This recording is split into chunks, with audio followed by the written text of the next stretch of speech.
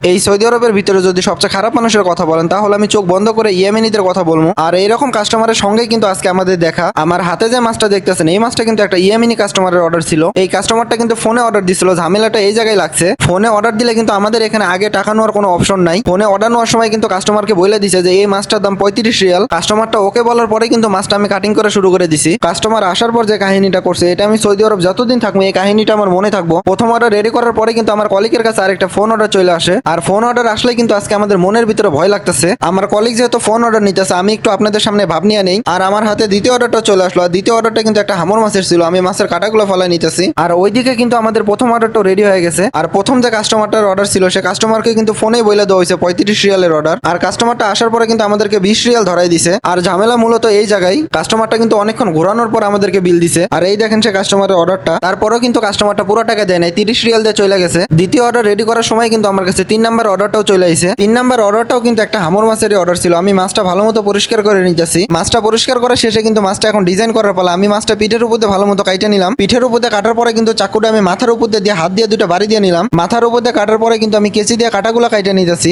সবকিছু করার পর মাছটা এখন আমি ভালো মতো ডিজাইন করে নিতেছি। মাছটা পরিষ্কার করে মশলা মিশিয়ে রওনা দিয়ে দিছি কয়লার দিকে। আর এখানে আসার পরে কিন্তু আর দেরি না করে মাছটা স্টিলের উপরে নিয়ে কয়লার উপরে বসাই দিছি। আর আমি কিছুক্ষণ পরে এসে দেখি যে মাছটা অলরেডি আমার পুরো হয়ে গেছে। মাছটা যেহেতু পুরো হয়ে গেছে তাহলে তো দেরি করার কোনো প্রশ্নই আসে না। মাছটা গায়ের উপর আমি ভালো মতো মশলা মিক্স করে নিতেছি। এই মাছটা মশলা মিশা কয়লার উপরে দিয়ে দিলাম। আর ওইদিকে কিন্তু আমাদের দ্বিতীয় মাছটাও রেডি হয়ে গেছে। এখানে আমাদের দ্বিতীয় অর্ডারের খাবারগুলো রেডি হয়ে গেছে। আর আমার কলিগ দেরি না করে খাবারগুলো নিয়ে কাস্টমারের কাছে রওনা দিয়ে দিছে। আর সবাই সুস্থ থাকবেন, ভালো থাকবেন, পেজটা ফলো দিয়ে পাশে থাকবেন। আসসালামু আলাইকুম।